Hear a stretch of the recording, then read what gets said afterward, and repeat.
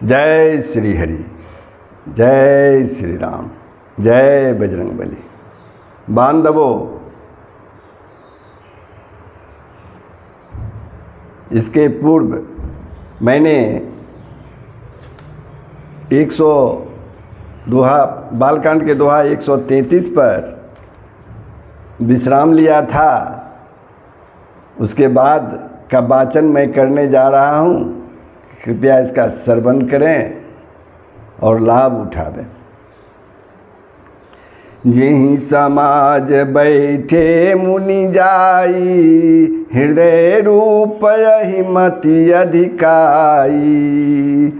तह बैठे महेश गण दो, विप्रवेश गति लखई न को।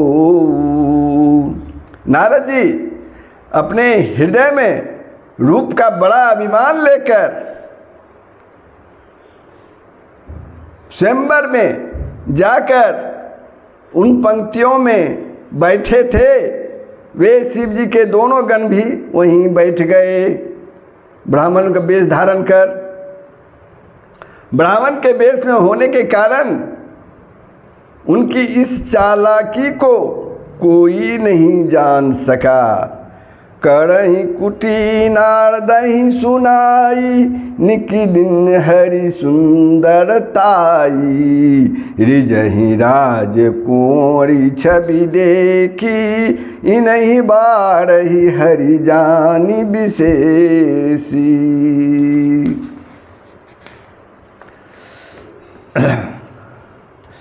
वे नारद जी को सुना कर व्यंग वचन कहते थे। भगवान ने इनको अच्छी सुंदरता दी है, इनकी शोभा देखकर राजकुमारी रिझ ही जाएगी। वे शिव जी के जो दोनों गण थे वही इनको चिढ़ा रहे थे। और हरि यानी बानर जानकर इन्हीं को खास तौर से वरण करेगी। मुनहि मोह मन हाथ पराई, हंसहि शंभुगन अति सचुपाई। यद्यपि सुनहि मुनि अटपटी बानी, समुझि न पड़ई बुद्धि ब्रह्म शानी। नारद मुनि को मोह हो रहा था। नारद मुनि को मोह हो रहा था क्योंकि उनका मन दूसरे के हाथ यानी माया के बस में था। शिव जी के गण बहुत प्रसन्न होकर हंस रहे थे। शिव जी के गण बहुत प्रसन्न होकर हंस रहे थे। यद्यपि मुनि उनकी अटपटी बातें सुन रहे थे। नारद मुनि उनकी अटपटी बातें सुन रहे थे, पर बुद्धि भ्रम में सनी हुई होने के कारण वे बातें उनकी समझ में नहीं आती थी। वे अपनी प्रशंसा समझ रहे थे। श्री हरि तो महर्षि नारद को इस मोह से बचाना चाहते थे, इसलिए उन्होंने उनका जो चेहरा था बानर का रूप दे दिया था। यही कह कर के शिव जी के वे दोनों गण उस पर व्यंग्यबान कर रहे थे। नारद जी को क्या पता, वो तो समझ रहे थे मैं तो अति सुंदर हूँ, श्री हरि ने मुझे अपनी सुंदरता दी है। काहू न लखा सो चरित विशेषा, सो स्वरूप नृप कन्या देखा। मरकट बदन भयंकर देही, देखत हृदय क्रोध भाते ही। इस विशेष चरित्र को और किसी ने नहीं जाना, केवल राजकन्या ने। नारद जी का वह रूप देखा, उनका बंदर सा मुंह और भयंकर शरीर देखते ही कन्या के हृदय में क्रोध उत्पन्न हो गया। सखी संग ले कुंवरी, तब चली जनुराज मराल। देखत फिरई महीप सब, कर सरोज जय माल। सियावर राम जय जय राम, सियापति राम जय जय राम। तब राजकुमारी सखियों को साथ लेकर इस तरह चली मानो राजहंसनी चल रही है। वह अपने कमल जैसे हाथों में जयमाला लिए हुए सब राजाओं को देखते हुए घूमने लगी। जेहि दिशि बैठे नारद फूली, सो दिशि तेहि न बिलो की भूली। पुनि पुनि मुनि उकसहि अकुलाही, देखी दशा हर गण मुस्काही। जिस ओर नारद जी फूले बैठे थे, एकदम फूले बैठे थे, उस ओर उसने भूलकर भी नहीं ताका। राजकुमारी ने उस ओर भूलकर भी नहीं ताका। नारद मुनि बार बार उचकते और छटपटाते हैं। उनकी दशा देखकर शिव जी के गण मुस्कुराते हैं। नारद जी को क्या पता कि उसका चेहरा जो है हरि जो है बंदर का रूप बना दिया है। धरि निरपतनु तह गयु कृपाला, कोरि हरसि मिलयु जय माला। दुल्हनी ले गए लक्ष्य निवासा, नृप समाज सब भयउ निराशा। कृपालु भगवान भी राजा का शरीर धारण कर वहाँ जा पहुँचे। राजकुमारी ने हर्षित होकर उनके गले में जयमाला डाल दी। भगवान दुल्हन को ले गए, सारी राजमंडली निराश हो गई। मुनि अति विकल मोमति नाठी, मणि गिरी गई छुटी जनु गाठी। तब हर गण बोले मुस्काई, निज मुख मुकुर बिलो कहु जाई। मोह के कारण मुनि की बुद्धि नष्ट हो गई थी, इससे वे राजकुमारी को गई देख बहुत ही विकल हो गए, मानो गांठ से छूटकर मणि गिर गई है। गांठ से छूटकर मणि गिर गई है। तब शिव जी के गणों ने मुस्कुरा कर कहा, क्या कहा सुनिए। जाकर हे मुनि, जाकर अपने दर्पण में अपना मुंह देखो, मुंह।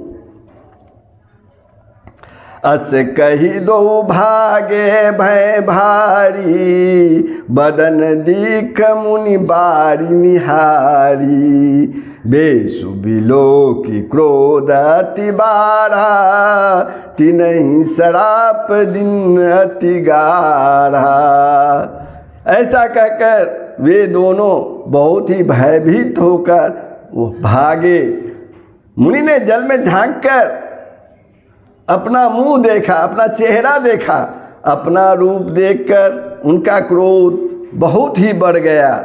उन्होंने शिव जी के उन गणों को अत्यंत कठोर श्राप दिया। क्या श्राप दिया नारद मुनि ने शिव गणों को? अब सुनिए। हो निशाचर जाई तुम कपटी पापी दो, हंसेहु हम ही सोलेहु फल, बौरी हंसेहु मुनि को सियावर राम। जय जय राम सियापति राम, जय जय राम। तुम दोनों कपटी और पापी जाकर राक्षस हो जाओ। नारद मुनि ने उन दोनों गणों को श्राप दिया। तुमने हमारी हंसी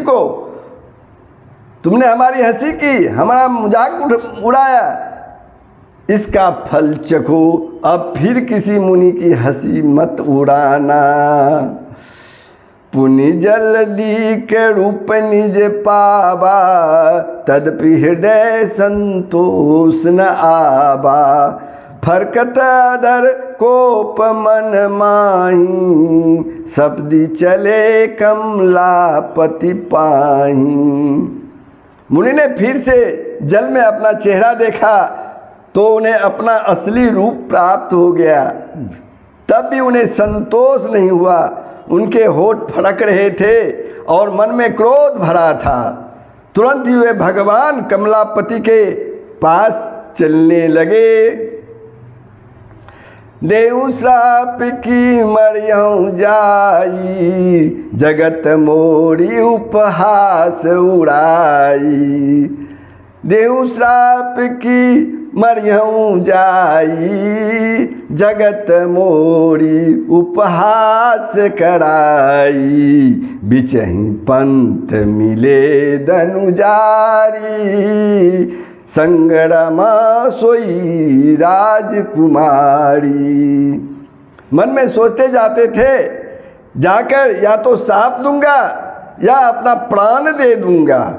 श्री हरि के पास जाकर उन्होंने जगत में मेरी हंसी कराई है, उन्होंने जगत में मेरी हंसी कराई है। दैत्यों के शत्रु भगवान श्री हरि उन्हें बीच रास्ते में ही मिल गए जब वो रास्ते में जा रहे थे। साथ में लक्ष्मी जी और वही राजकुमारी थी श्री हरि जी के साथ। बोले मधुर बचन सुरसाई, मुनि कह चले बिकल की नाई। सुनत बचन उपजा अति क्रोधा, सुनत बचन उपजा अति क्रोधा। माया बस न रहा मन बोधा। देवताओं के स्वामी भगवान ने मीठी वाणी में कहा कि हे नारद जी, हे मुनि, व्याकुल की तरह कहाँ चल दिए। ये शब्द सुनते ही नारद जी का पारा आसमान में चढ़ गया। मतलब बहुत ही क्रोधित, उनको क्रोध आया।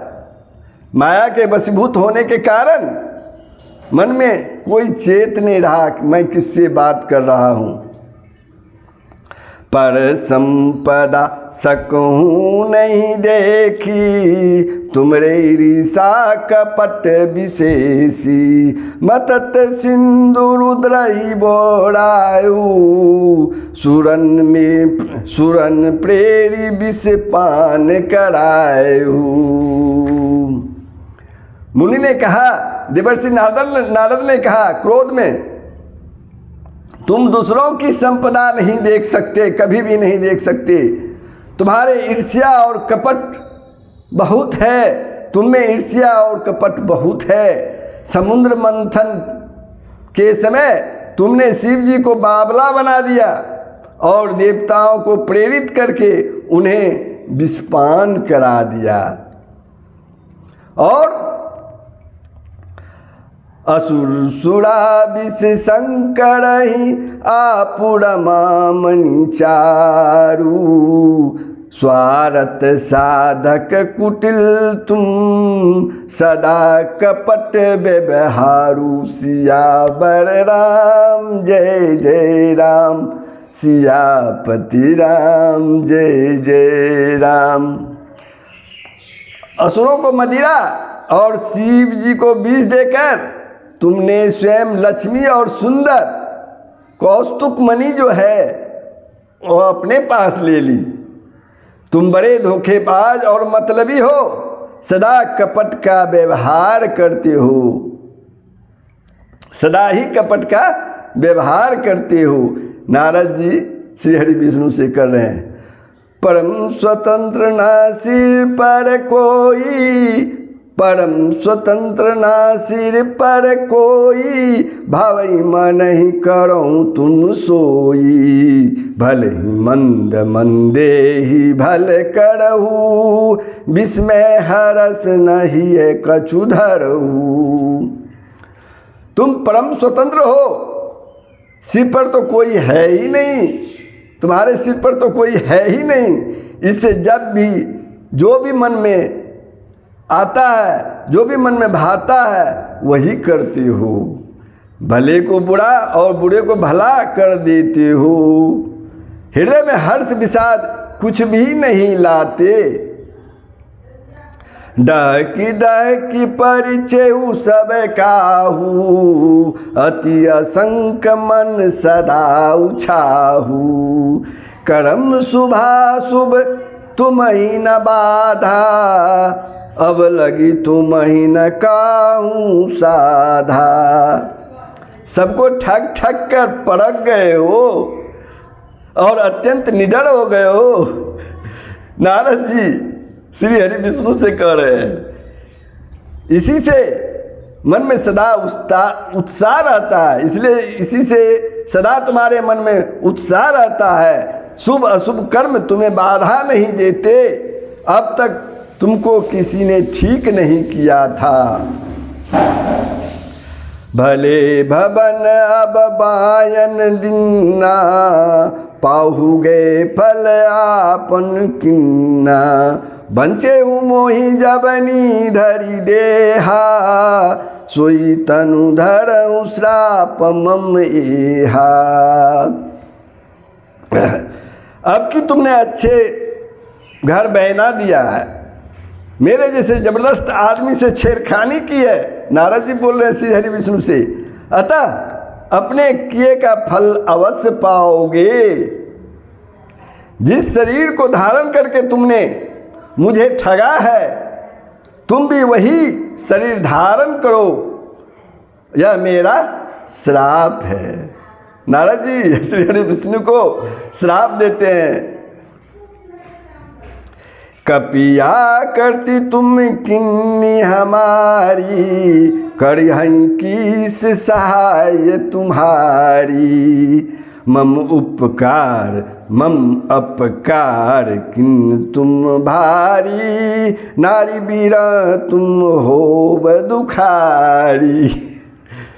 तुमने हमारा रूप बंदर कैसा बना दिया था, इसे बंदर ही तुम्हारी सहायता करेंगे। मैं जिसे चाहता था उस स्त्री से वियोग कराकर तुमने बड़ा ही अहित किया है, इससे तुम भी स्त्री वियोग में दुखी होगे। श्राप शीस धरि हर सिए, प्रभु बहु बिनती किन। श्राप शीस धरि हर सिए, प्रभु बहु बिनती किन। निज माया के परबलता, करसि कृपा निधि लिन्नी। सियावर राम जय जय राम, सियापति राम जय जय राम।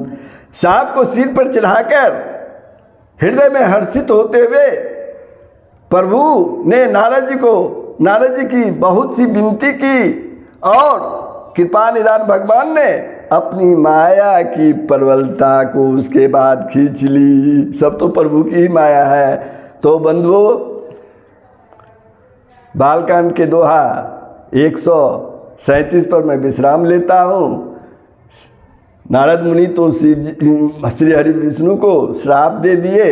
अब देखते हैं आगे क्या होता है। तो बंधुओं, आपसे नम्र निवेदन है कि रामायण का भावार्थ सहित श्रवण करने के लिए मेरे चैनल दिनेश के वीडियो 49 को अवश्य सब्सक्राइब कर दें और वीडियो को शेयर करें, ताकि अधिक से अधिक लोग रामायण के भावार्थ को सुन सके, समझ सके और लाभ उठा सके। जय श्री हरि।